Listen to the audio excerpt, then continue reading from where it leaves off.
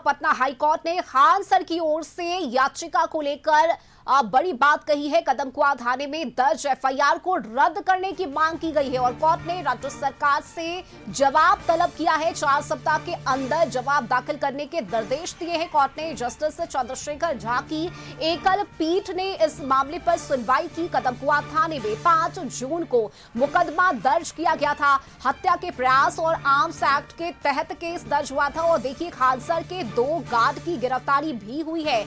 लेकिन अब इस मामले पर कोर्ट की तरफ से यह बड़ा आदेश जहां एफआईआर को रद्द करने की बात कही गई है।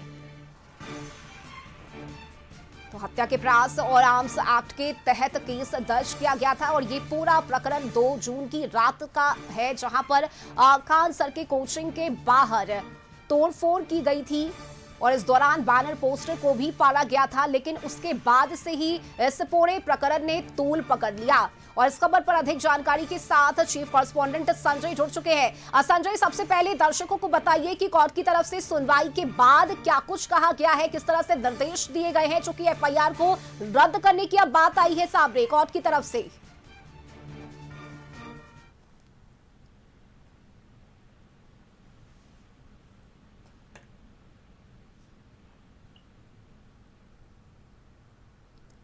जी संजय। हेलो।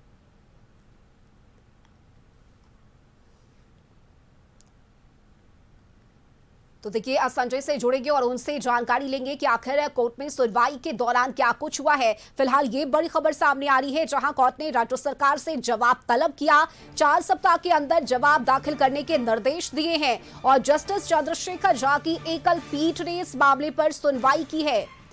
5 जून को मुकदमा दर्ज किया गया था कदमकुआं थाने में। हत्या के प्रयास और आर्म्स एक्ट के तहत केस दर्ज किया गया और पटना हाईकोर्ट ने खान सर की ओर से दी गई याचिका पर सुनवाई की। कदमकुआं थाने में दर्ज एफआईआर रद्द करने की मांग हुई है और कोर्ट ने सीधे सीधे राज्य सरकार से अब जवाब तलब किया है और इसके लिए 4 सप्ताह का समय दिया गया है।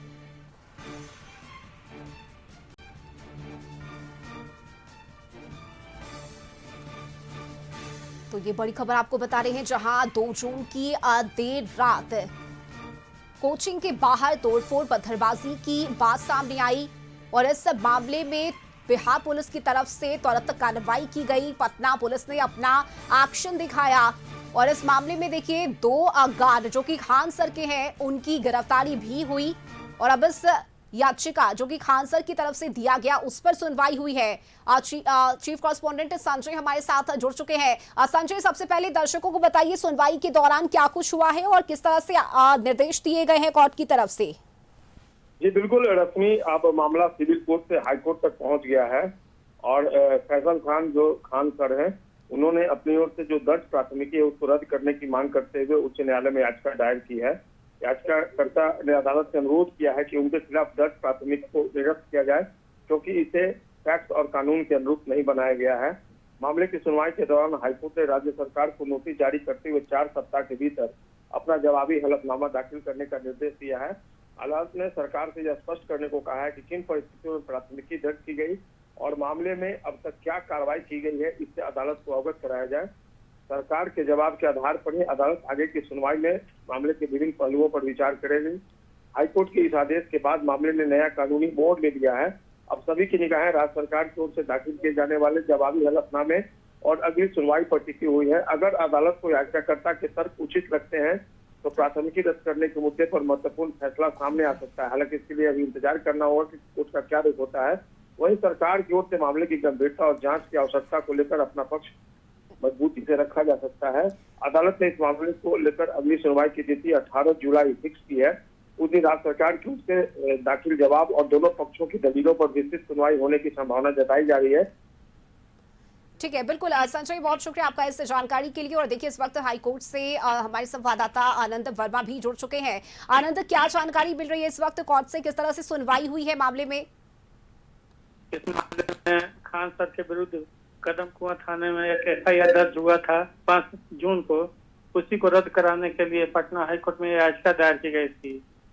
तो उस याचिका की सुनवाई करते हुए जस्टिस चंद्रशेखर झा ने राज्य सरकार से 4 सप्ताह में जवाब देने का मोहलत दिया है सरकार को, और उसके बाद से वो फिर राज्य सरकार का जवाब आने के बाद आगे की सुनवाई होगी। उस पर क्या होता है अभी थोड़ा जल्दी होगा बताना।